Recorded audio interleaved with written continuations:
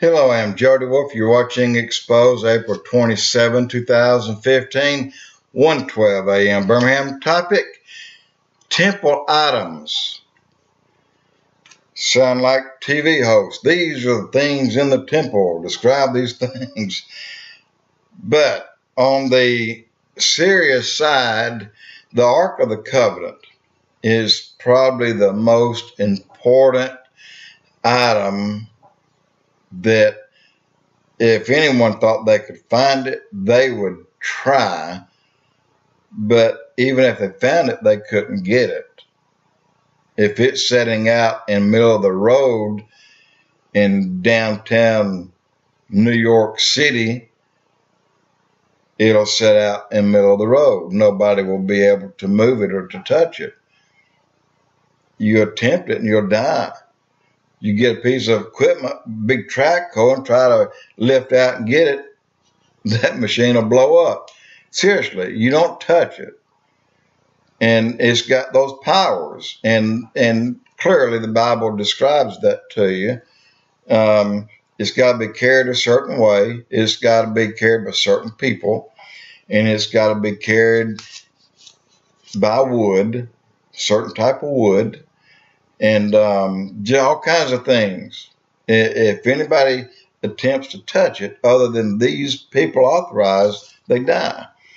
So anyway, and then there's the Holy Grail. There's a lady that claims that she's got the Holy Grail, the chalice. I disagree. And then there's the Menorah. There's a company in Israel that's built or that's making menorahs, a lot of them. And there's a company and I say company, this is interesting to hear these people talk about this. And a man just one day, many years ago, he was a harp maker, but he made harps only by request. And then one day it's like he got a knock on the door and said, make me some harps, make me a lot of them. So this man is making harps, and he's having to make them exactly like the harp that was in the temple. In the clothing, like the high priest will wear, they're making that. There's a Temple Institute newsletter that you can take that'll give you a weekly update on the items that are made that are going in the temple. Look, they're getting ready for this thing. They're getting ready to start building soon. And then, so you have the prayer shawl, which is probably second in line to the Ark of the Covenant. And if it's the original, and it probably is, wow, I mean, that's something that only the high priest can wear. No one else can. And his name, by the way, is Cohen.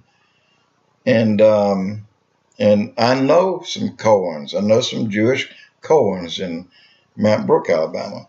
And I just sit and wonder sometimes, wow, do I know some kinfolk from the real Cohen that's going to be in the temple? You know, I like thinking of those things. But there's a show on TV called Dig, D-I-G. Really good. But and I was really caught up in it until tonight. And when I watched the one that I recorded the other day, they have the red heifer that they need for the new temple. But then I understand that by what I heard them talk about, they're going to burn the red heifer and take the ashes of the new red heifer and blend them with the old red heifer. That's DNA mixing, y'all. So I think they're way off base there. That's not going to happen. So about the red heifer, I don't know. I do know that they do need one. And that is a heifer without blemish. No spot, no nothing, a red heifer.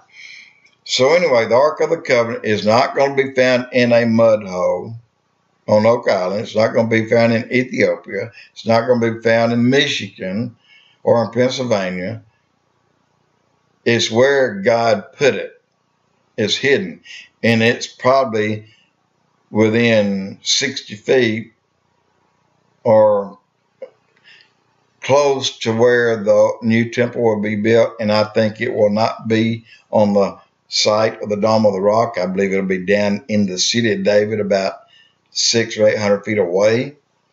And I believe the temple is, or all these things are right under where the temple will be built, and they're in cold storage and they're in pristine condition. I think they're there. The Ark of the Covenant, the Holy Grail, the Menorah, a menorah at least, the Harp, and the prayer shawl, and of course the red heifer is not down there. But it's interesting to think about this, because these things are going to have to be brought in and they're going to be used. And there's one more thing, and I wish I had looked it up prior to now, but I forgot. But I've known about this for years. There's a tablet. This tablet has 12 crystals. All of them are different colors. The same colors as the 12 levels in heaven. Each level is an emerald or a ruby or a sapphire. Each level is a different emerald or different precious stone. In this tablet that this high priest will wear, when he speaks, when he's a mediator between God and us, he talks. He will ask God mainly yes to no questions, and these things will light up accordingly. And then he knows what it is, so then he will in turn go out of the temple and relate to the people what God told him. So that's kind of neat that this is a little board with these 12 crystals that lights up in certain sequence as God is speaking. I don't think God speaks audible. I think these things light up, and of course the Cohen will know how to read the way that they lit up and know what God said. So don't look for all these things or any of these things in no mud hole. Don't look at them in Ethiopia. Don't look for them in Atlanta, Georgia.